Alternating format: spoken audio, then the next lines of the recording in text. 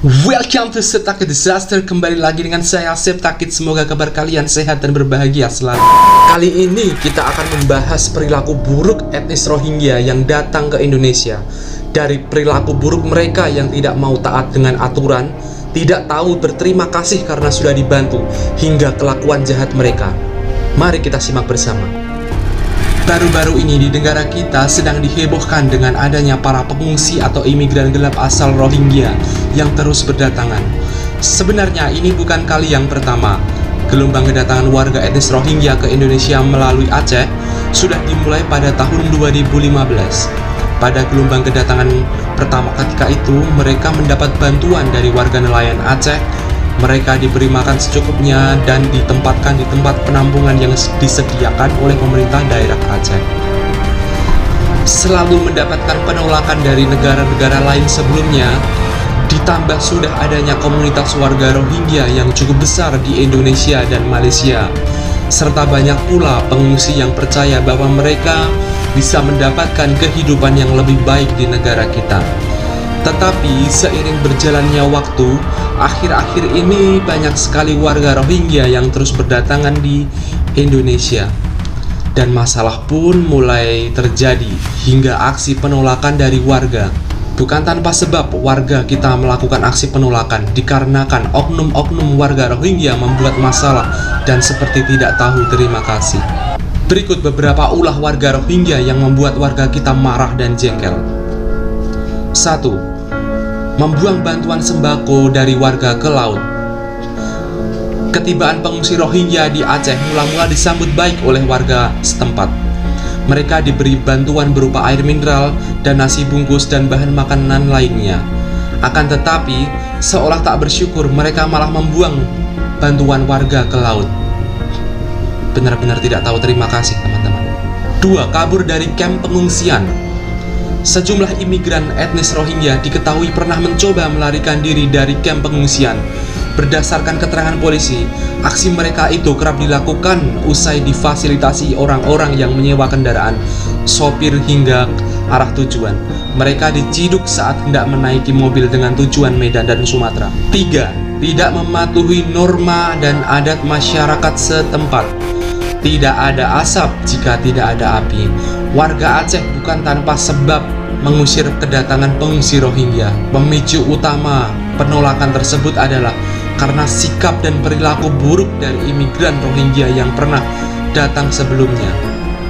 Salah satu alasan penolakan yang berkembang karena imigran Rohingya yang pernah datang sebelumnya berperilaku kurang baik dan tidak patuh pada norma-norma masyarakat setempat. Para pengungsi yang melarikan diri tidak menjaga kebersihan dan tidak mengindahkan syariat Islam dan adat di kalangan masyarakat.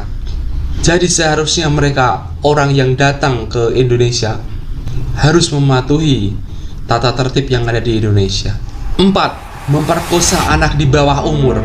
Kelakuan buruk pengungsi Rohingya tidak hanya sebatas kabur dari kamp pengungsian dan membuang bantuan warga. Seorang warga negara Rohingya ditangkap polisi setelah melakukan pemerkosaan di bawah umur. Pelaku yang berinisial RU melancarkan aksi kejinya di kamp penampungan sementara di Padang Tiji, PD Aceh. Ia ditangkap usai orang tua korban melapor ke pos pengamanan. Pelaku memperkosa korban di bilik tempat korban tinggal. Pelaku mengancam korban dengan sebilah pisau untuk diam, kata Kasat Reskrim Polres PD Ibtu Rangga Setiadi saat dimintai konfirmasi. Bener-bener biadab. Harusnya kalian datang di Indonesia, harusnya berterima kasih sudah ditolong oleh warga Indonesia. Tapi kenapa kalian malah seperti itu? Teman-teman bisa menilai sendiri kelakuannya seperti itu. Benar-benar biadab. 5. Alih-alih bersyukur sudah diberikan makanan gratis, tetapi mereka masih merasa kurang kenyang karena porsi yang menurut mereka terlalu sedikit. Seperti ini, teman-teman. Seperti itu dibilang sedikit.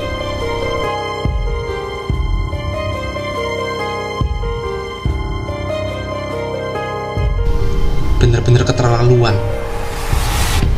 Dan muka tengilnya itu, teman-teman, kalau dia punya Instagram, netizen Indo sudah menyerang habis itu. Gila, otaknya di mana ya? Udah gratis, tidak bersyukur, Otaknya di mana itu teman-teman? Padahal itu porsinya banyak sekali loh.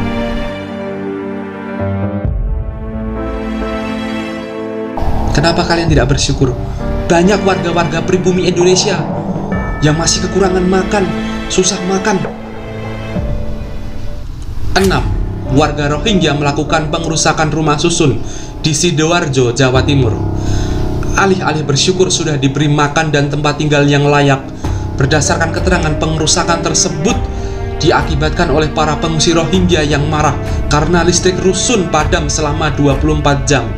Padahal pengungsi Rohingya di Sidoarjo juga selalu mendapatkan perlakuan istimewa sebagai fasilitas dan tunjangan yang sangat memadai. Beberapa fasilitas tersebut adalah rumah susun gratis dengan listrik dan air bersih yang juga tidak dipungut biaya, serta mendapatkan uang bulanan sebesar Rp1.250.000 per kepala. Berikut saat warga Rohingya diwawancarai, mereka sudah diberikan uang sebesar Rp1.250.000, tetapi mereka merasa uang tersebut tidaklah cukup untuk mereka. Uangnya 1.250.000. 1.250.000 itu cukup nggak? Nggak cukup.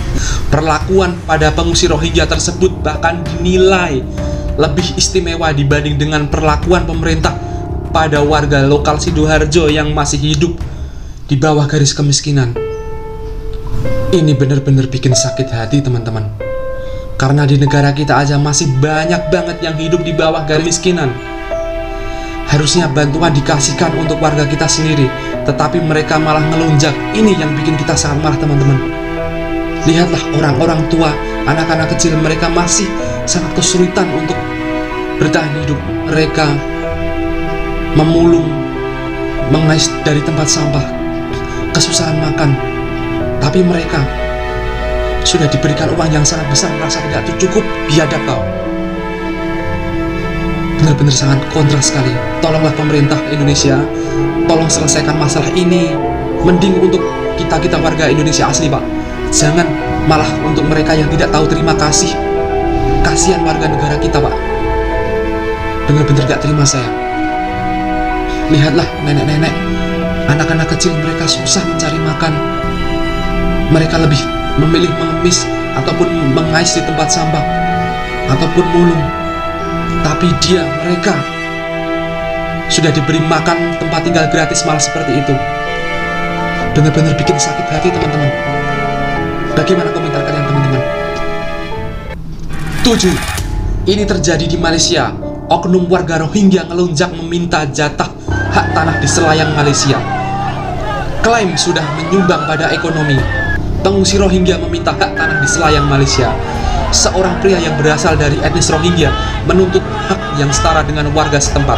Dengan tegas mereka meminta pemerintah Malaysia memberikan daerah Selayang Selangor kepada Rohingya. Ia menganggapnya sebagai hak mereka yang tidak boleh dicampuri oleh bangsa lain. Ini memang bukan di Indonesia, namun jika tidak ada tindak tegas dari pemerintah, bukan tidak mungkin mereka akan melakukan hal serupa di Indonesia. Aku yakin benar. Ini beberapa tahun ke depan, misalnya mereka di Indonesia terus-menerus seperti ini, aku yakin mereka akan berbuat seperti ini dan menindas warga lokal kita, pribumi kita. Bahkan di Malaysia pun sudah banyak mereka yang menguasai pasar dan bertindak arogan kepada warga setempat. Saya sangat yakin teman-teman, semoga pemerintah bisa segera menyelesaikan masalah ini. Sudah tidak tahu bersyukur, tidak tahu terima kasih, mereka malah berbuat jahat kepada warga lokal kita. Bagaimana pendapat kalian teman-teman? Apakah kalian bisa terima dengan perlakuan mereka seperti ini ke kita? Kita lama-lama bisa dijajah oleh mereka seperti Israel pada Palestina. Kenapa mereka bisa terus-menerus datang ke Indonesia? Mereka bukan terdampar, mereka sedang berbohong. Ingat teman-teman, mereka bukan terdampar, tapi mereka sedang berbohong.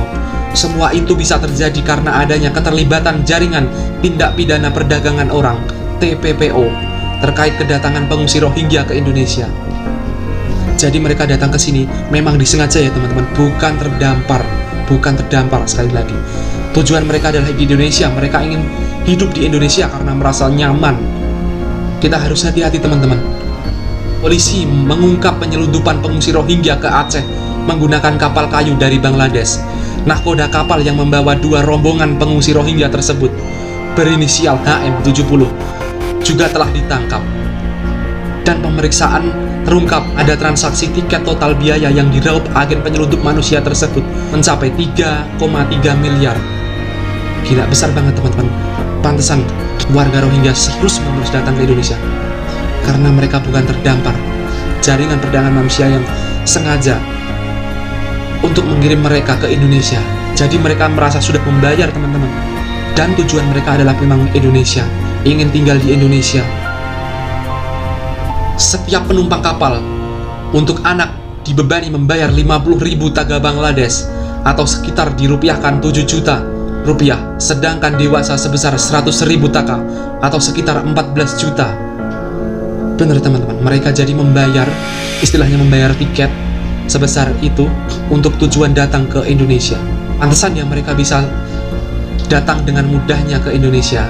Yang lebih mengkhawatirkan bagi kita adalah rencana Wakil Presiden kita, Bapak Ma'ruf Amin, mengusulkan Pulau Galang, Kepulauan Riau akan menjadi tempat penampungan bagi etnis Rohingya. Bila benar terjadi, semoga hanya akan sementara ya guys, dan semoga Rohingya bisa dikembalikan ke asalnya secepatnya. Bila tidak, ini akan menjadi masalah besar di negeri kita.